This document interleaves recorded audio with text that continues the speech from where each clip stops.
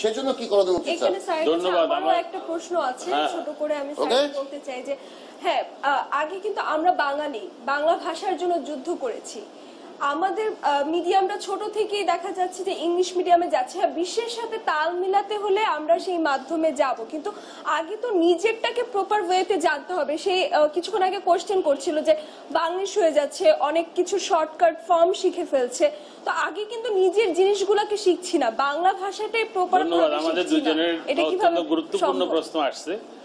আসলে হলো কি, বাঙালি হিসেবে আমাকে বাংলা জানতে হবে, পড়তে হবে, বুঝতে হবে। বাংলাকে বিকৃত করা যাবে না, প্রপারলি বাংলাকে ব্যবহার করতে হবে। ইউনিভার্সিটির মূল উদ্দেশ্য হচ্ছে আমাদের প্রত্যেকটা ছাত্রছাত্রীকে জাতীয় এবং আন্তর্জাতিক ক্ষেত্রে যোগ্য হিসেবে গড়ে তোলা, আবার আন্তর্জাতিক ক্ষেত্রে সাফল্য দেখানোর জন্য, দেশের উন্নয়নের জন্য আমাদের জাতিকে মাথা উঁচু করে বিদেশে দাঁড় করানোর জন্য আমাদের ইংরেজি সহ যে দেশে যেটা দরকার সেই ভাষা আমাদেরকে অর্জন করতে হবে। আমি চীন সফর করেছি, তারা যে কোনো ছাত্র ইচ্ছা করলেই মেডিকেলে ভর্তি হতে পারে না, ইচ্ছা করলে তার পছন্দ অনুসারে ভর্তি হতে পারে না, তার যোগ্যতা অনুসারে তাকে ডাইভার্ট করা হয়। তুমি টেকনিক্যালে যাও, তুমি মেডিকেলে যাও, তুমি জেনারেল এডুকেশনে যাও।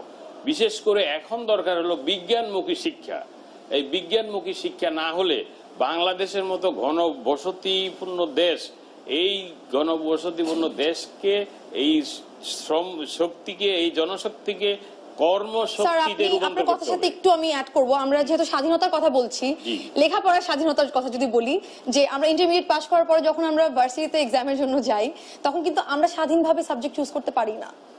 দেখা যায় যে আমি হয়তো সায়েন্স পড়তে চাচ্ছি, কিন্তু আমি ঢাকা ইউনিভার্সিটিতে সেটা পেলাম না, আমার অন্য একটা মানে সাবজেক্টে আমাকে হয়তো এড়িয়ে দেওয়া হচ্ছে। জি, থ্যাংক ইউ। আচ্ছা, এটা আমাদের সব ক্লাসই মোটামুটি একটা প্রবলেম। সেটা হচ্ছে যে অধিকাংশ ক্ষেত্রেই প্রথম বর্ষের ছাত্র যারা ভর্তি হয় তাদেরকে জিজ্ঞেস করা হয় যে তোমরা এখানে কেন এসছো, ইংরেজিতে এসছো কেন, আইন পড়তে এসছো কেন। বেশিরভাগ সময় একটা খুব ব্ল্যাঙ্ক লুক দেওয়া হয়, মানে আমি আসলে জানি না। এক গ্রুপ, আরেক গ্রুপ বলে যে আব্বু পাঠাইছে, আব্বু বলছে, আম্মু বলছে। তো তোমার কি কোনো সে নাই? তোমার কি, তুমি কি চাচ্ছ না কিছু বলতে? বলছে স্যার সার্টিফিকেটই তো। তো এই যে আগুন ভাই যেটা বলছিলেন, আমি একটু কিউ দিয়ে আসতেছি এখানে, যে আমাদের এখানে যে মা, শিক্ষা মা এবং এত বিভাজন, এটার মূল কারণ হচ্ছে শিক্ষা কিন্তু এখন কমোডিটি। ঠিক আছে, শিক্ষা কিন্তু পণ্য, যে যেভাবে প্যাকেট করে বিক্রি করতে পারবে সে সেভাবেই প্যাকেট করে বিক্রি করছে। কি ভয়ঙ্কর! এবং সেই সূত্রে আপনি বললেন যে আমি ঢাকা বিশ্ববিদ্যালয়ে, যে কোনো বিশ্ববিদ্যালয়ে আমি রসায়নে পড়তে যাচ্ছি, কিংবা মেডিকেলে পড়তে যাচ্ছি, কিংবা ইংরেজিতে পড়তে যাচ্ছি, কিন্তু পারছি না। এই না পারার পিছনে অনেকগুলো কারণের মধ্যে একটা হচ্ছে যে আমাদের আসন সংখ্যা অনেক সীমিত, এবং বিশ্ববিদ্যালয় যতটুকু হওয়া উচিত, প্রতি বছর এইচএসসি পরীক্ষা দিয়ে যত স্টুডেন্ট পাস হচ্ছে, খুব অল্প পার্সেন্টেজ কিন্তু বাইরে যাচ্ছে, বিদেশে যাচ্ছে, বেশিরভাগই কিন্তু আমাদের দেশেই আসছে। এবং পাবলিক ইউনিভার্সিটি এখন অনেক জায়গায় পাবলিক ইউনিভার্সিটি হচ্ছে, তারপরেও কিন্তু সংখ্যা অপ্রতুল।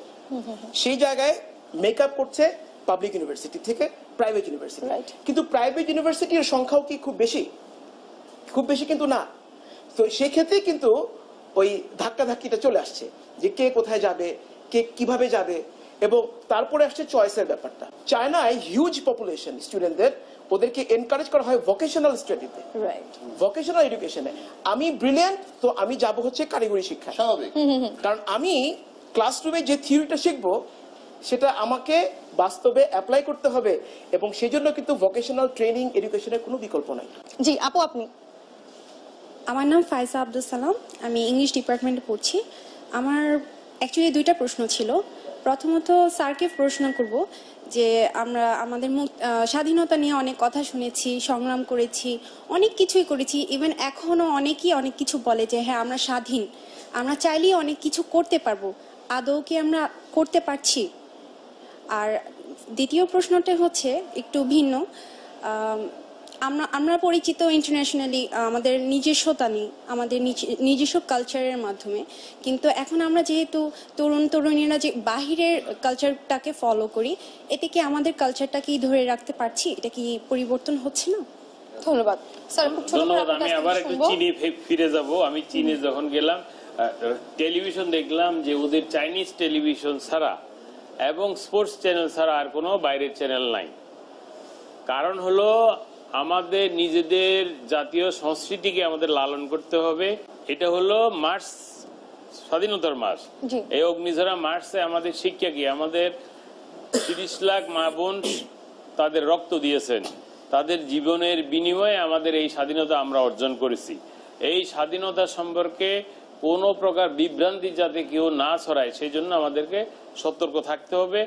আর এই স্বাধীনতার মর্ম বাণীকে নিজেদের মধ্যে ধারণ করতে হবে এবং নতুন প্রজন্মের কাছে সেটা ছড়িয়ে দিতে হবে। অবশ্যই। এবং স্বাধীনতা মুক্তিযুদ্ধর সময়কে যারা বলে গন্ডগোলের সময়, তাদের থেকে দূরে থাকতে হবে এবং তাদেরকে শেখাতে হবে এই ঠিক আছে। কথাটা যাতে না। Thank you. দর্শক, আলোচনা বেশ জমে উঠেছে, কিন্তু একটি ছোট্ট বিরতি না নিলেই নয়। ফিরছি কিছুক্ষণের মধ্যে। প্রিয় দর্শক, আবারও ফিরে এলাম বিরতির পর। সাথে থাকার জন্য ধন্যবাদ। আমরা আবার চলে যাবো আপনাদের কাছে এবং আমাদের যে বিষয়টি নিয়ে আমরা আলোচনা করছিলাম, যে মুক্তির আলোয় বাংলার তারুণ্য, আপনারা কি মনে করছেন? এখন আর কোনো প্রশ্ন নয়, কারা মতামত দেবেন আপনাদের মধ্যে? আপনি? জি। আমাদের তো মানে টার্গেট হচ্ছে একটাই, যে মুক্তিযুদ্ধের চেতনাকে ইস্টাবলিশ করা। আর এই মুক্তিযুদ্ধের চেতনাকে যদি ইস্টাবলিশ করতে চাই, মানে শুধু আপনারা সবাই একটাই বললেন যে গার্ডিয়ানদের দায়িত্ব, শুধু গার্ডিয়ানদের দায়িত্ব না, গার্ডিয়ানদের মেইন দায়িত্ব, বাট এর পাশাপাশি মিডিয়ার কিছু দায়িত্ব আছে, ভার্সিটির অথরিটির দায়িত্ব আছে, ভার্সিটির টিচারদের দায়িত্ব আছে। মানে আমি মনে করি সবার অ্যাঙ্গেল থেকে সবার কিছু দায়িত্ব আছে, এবং আপনারা সবাই যদি আমাদের সাথে শেয়ার করেন, তাহলে আমরা ভুল পথে যাব না, ভুল ইতিহাস জানবো না, ভুল মুক্তিযুদ্ধের থেকে আমরা নিজেদের সরিয়ে আসতে পারবো। এটাই হচ্ছে আমার মতামত। আরেকজন? তো সেই স্বাধীনতা যেন এমনটা না হয় যে আমরা পুরো বিষয়টাকে স্বাধীনতাকে ইউজ করতে গিয়ে, ব্যবহার করতে গিয়ে এমনটা করে ফেললাম যে আমাদের স্বকীয়তা বলে কোনো কথা থাকলো না। স্বাধীনতা মানে এই নয় যে আমি স্বেচ্ছাচারী করব, আমাদের একটা স্বকীয়তা থাকবে, দেশের একটা স্বকীয়তা থাকবে। আমরা বাইরের দেশের কেন সংস্কৃতি এখানে আমরা নিয়ে আসবো? এই ছিল কথা। অবশ্যই, ধন্যবাদ। লাস্ট আরেকজন? জি। প্রত্যেক বছর গভর্নমেন্ট চেঞ্জ হওয়ার পরে যে স্বাধীনতা যে পরিবর্তনটা ঘটে, সেক্ষেত্রে মিডিয়ার কাছে আমার একটি মতামত যে শুধুমাত্র স্বাধীনতার মাস, বিজয় দিবসের মাস 21শে ফেব্রুয়ারি, তখন যে আমরা শুধু বিভিন্ন টকশো দেখাবো তাই নয়। প্রত্যেকটা মাসে যাতে আমাদের মানে মুক্তিযুদ্ধের বিষয়ক বিভিন্ন টকশো হওয়া দরকার, এবং মানে সঠিক জিনিসটা যাতে আমাদের সামনে তুলে ধরা হোক। ধন্যবাদ। আমরা প্যানেলে চলে যাব এবং আপনাদের কাছ থেকে জানতে চাইবো আপনাদের মন্তব্য, আপনাদের মতামত আমাদের আজকের আলোচনার উপর। আগুন ভাই, আপনার কাছ থেকে শুরু করি। মুক্তিযুদ্ধর সপক্ষে আমরা বাংলাদেশের সবাই আছি, খুব কম মানুষ ছাড়া। তাদের থেকে তোমরা সাবধানে থাকবে, সাবধান সাবধান সাবধান। এবং মুক্তিযুদ্ধ মানেই সৈয়দ মুস্তফা আলীর নাম শুনেছো তোমরা? ওকে, ওনার একটা এই ছোট কোটেশন, এরকম আমি কোট টু কোট আনকোট বলতে পারবো না। স্বাধীনতা সূর্য মানে অস্তমিত হলে তাকে পুনরুদ্ধার করা কিন্তু ভয়ঙ্কর কঠিন, এবং অস্তমিত যেন এই সূর্য, আমাদের এই গোল্ডেন লাল সবুজের সূর্য, বাংলার মাটির সূর্য, স্বাধীনতা সূর্য যেন কোনো দিন অস্তমিত তো দূরে থাক, এই সূর্যের গায়ে বিন্দু মাত্র কালিমা যেন না লাগে।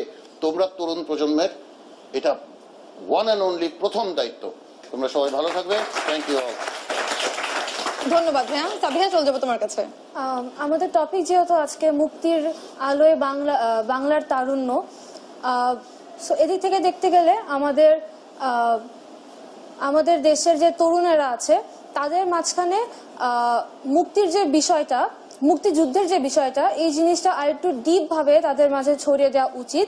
এডুকেশনাল সিস্টেমের বাইরে যেটা, আমাদের বেশি করে গল্পের বই পড়া উচিত। গল্পের বইয়ের মাধ্যম থেকেও আমরা কিন্তু মুক্তিযুদ্ধের অনেক কিছু জানতে পারি। অ্যান্ড ফিল্ম যেটা বললো, এগুলোর মাধ্যমেও আমরা জানতে পারি। সো আমাদের উচিত এগুলোর মাধ্যমে সবার মাঝে এই জিনিসটাকে ছড়িয়ে দেওয়া।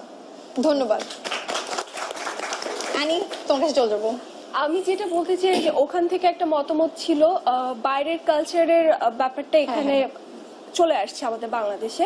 সেক্ষেত্রে আজকে যেহেতু এই প্রশ্নটা তার মাথায় এসেছে, এই প্রশ্নটা মাথায় চলে এসেছে, একটা সময় আমরা এটাকে প্রোটেক্ট করতে পারবো, আমরা যাব না দেখতে বাইরের কালচারের জিনিস, এটাই তো তার এই মনোভাবটা আসলে আমাদের মধ্যে এই আনতে হবে। মনোভাবটা এসেছে। আজকে প্রশ্ন এসেছে, আরেকজন প্রশ্ন করেছে শুধু কেন স্বাধীনতার মাসেই আমরা এই কথাগুলো বলি, আমরাই ছড়িয়ে দিব। আজকে ইনাদের কাছে আমরা কোয়েশ্চেন না করে আজকে এখানে যে কয়জন ছিলাম এই কয়জনই আজকে প্রতিজ্ঞাবদ্ধ করি যে আমরা প্রতিদিন একটা করে দেশের গান শুনবো, আমার আশপাশটা আমরা ঠিক করব, এটাই হচ্ছে আমার ইচ্ছে। ধন্যবাদ। মনি স্যার, আপনার কাছে চলে যাবো এখন।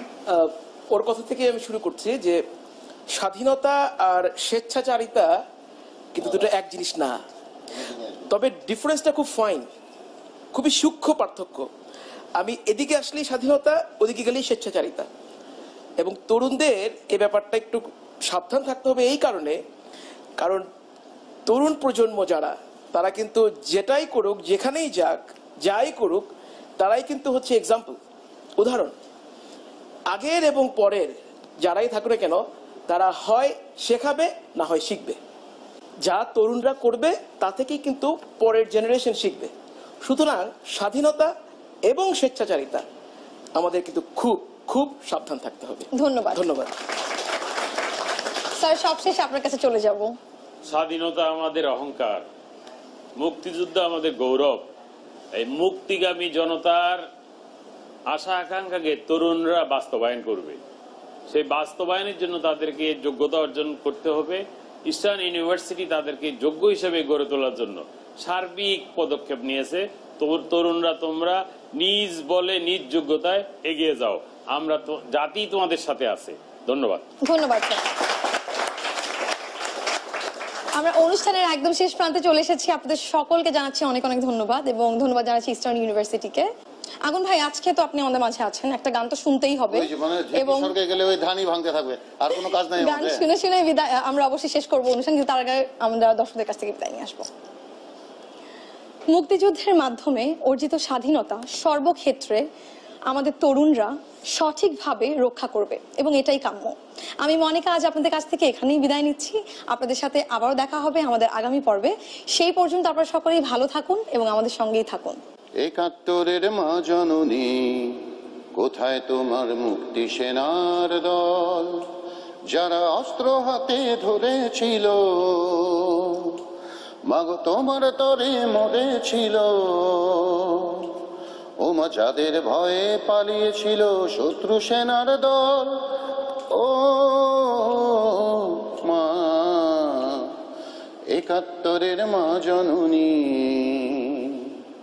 কোথায় তোমার মুক্তি সেনার দল।